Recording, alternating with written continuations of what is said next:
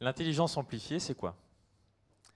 Bah, finalement, c'est la réponse que j'ai enfin trouvé à donner quand on me demande Ok, t'es consultant, mais tu fais quoi au fait? Moi aussi. En effet, tout consultant qui travaille pour vous devrait être cette intelligence amplifiée.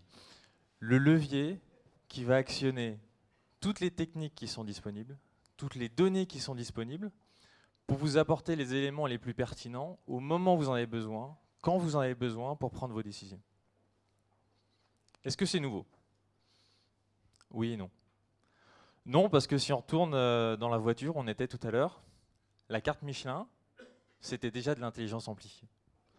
Le GPS, c'est de l'intelligence amplifiée. Mais oui quand même.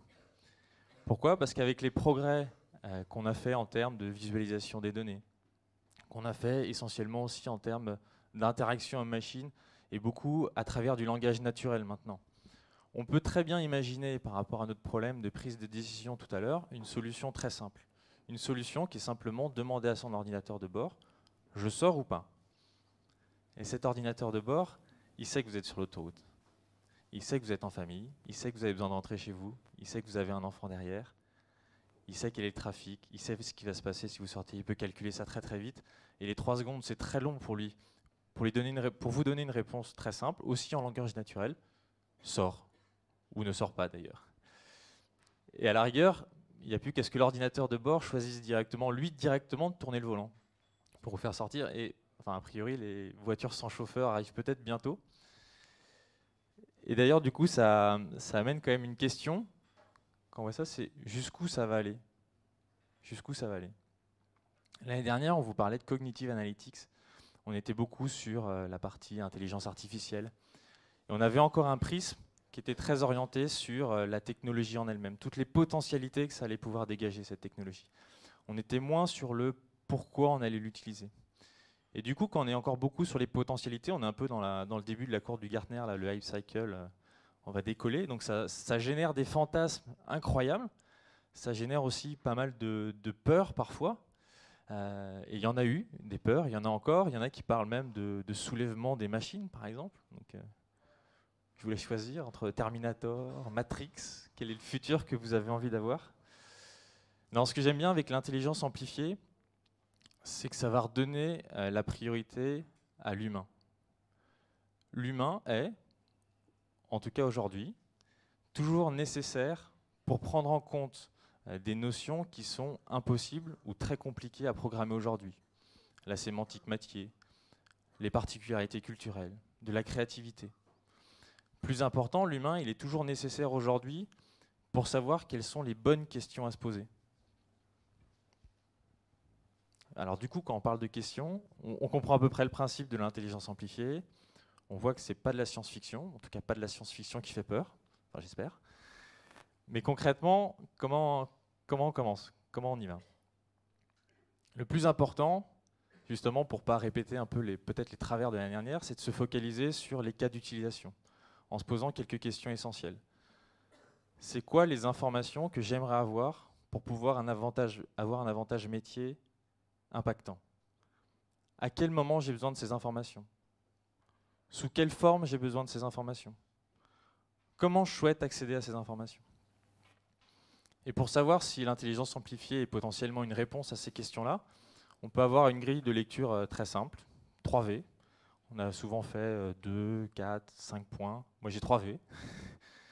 Le V de valable, le V de vital et le V de valorisable.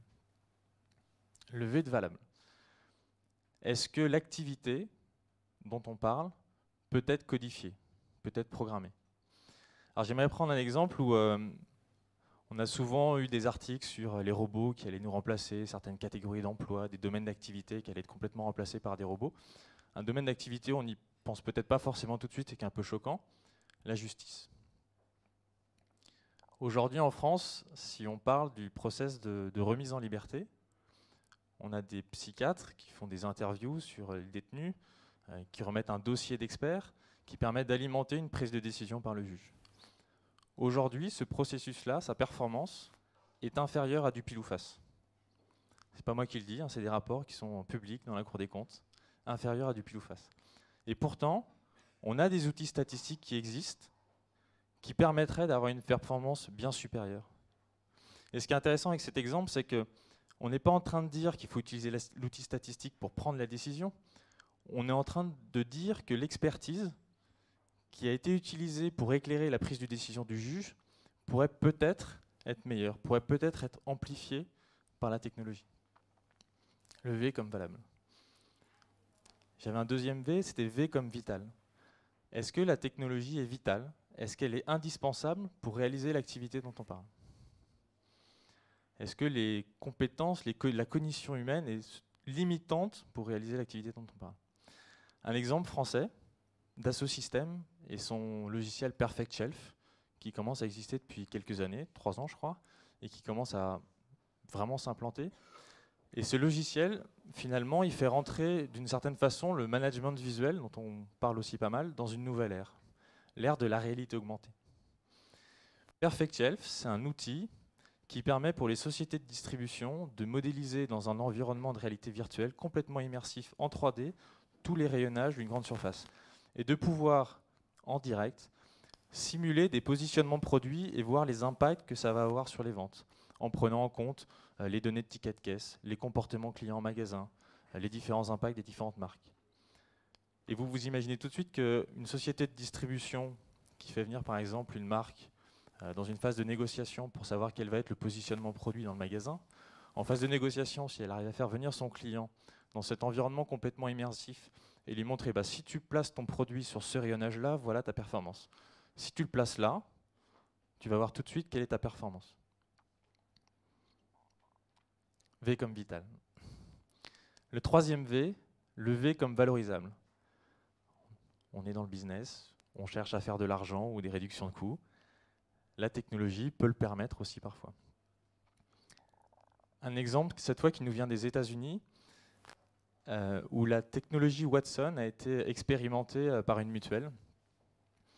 Je vous donne un exemple concret. Vous êtes un patient américain. Vous voulez un médicament qui n'est normalement pas remboursé par votre mutuelle. Vous êtes en pharmacie.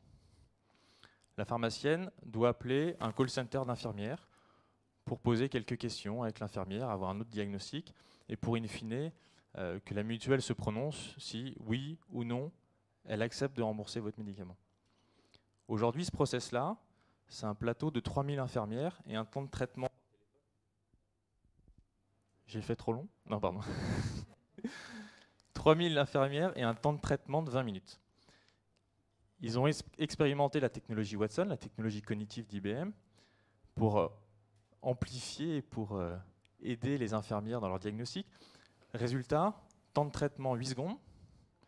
Le plateau d'infirmières, 3000 infirmières, 300 infirmières. Business case, parfait. On met en place. Non, ils ne l'ont pas mis en place. Pourquoi ils ne l'ont pas mis en place? Parce qu'aujourd'hui, aux États-Unis, en France, je pense dans pas mal d'endroits encore dans le monde, se faire répondre par un robot, oui ou non, on va te rembourser ton médicament, c'est pas acceptable. Et du coup, je vous ai un peu menti tout à l'heure, j'avoue, je vous ai dit que j'avais 3 V, mais en fait, à travers cet exemple-là,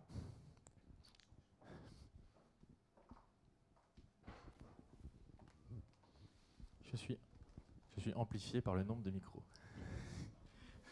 Ce que j'aime bien à travers cet exemple-là, c'est que voilà, ce 4e V un peu caché, qui est fondamental finalement, c'est le V de valeur, les valeurs. Ça peut paraître un grand mot comme ça, mais finalement, à chaque fois qu'on va être dans des démarches d'intelligence amplifiée ou des démarches d'intelligence artificielle, quand on va parler de technologie cognitive, on va toujours avoir en face, à un moment donné, des questionnements éthiques qui sont légitimes. Et aujourd'hui, on a quand même pas mal de Bill Gates, Elon Musk, Stephen Hawking, j'en passe certainement plein, qui annoncent quand même quelque chose parfois difficile, la fin de l'humanité, enfin des choses quand même un peu dures, quoi. Mais ces questionnements éthiques, ils sont légitimes, mais ils sont utiles. Et ils sont même nécessaires. Ils sont nécessaires parce qu'ils permettent de faire prendre conscience que, oui, ces technologies-là vont avoir des impacts sur certaines catégories d'emplois. Ils nous obligent à penser, pour les collaborateurs qui sont concernés, qu'est-ce qu'on peut faire? Plus important, ces questionnements, ils ont pour vertu de nous obliger à réfléchir sur la valorisation in fine de l'humain. en se posant une question qui est juste fondamentale. Quelle est la valeur ajoutée de l'humain par rapport à une machine? Et bon, pour apporter une réponse peut-être positive à cette question-là, j'ai envie de voir à travers l'intelligence amplifiée une preuve que la technologie peut ne pas être vue comme une menace pour l'individu, mais finalement plutôt comme un moteur pour le pousser vers ce qu'il a de meilleur et de particulier en tant qu'être humain.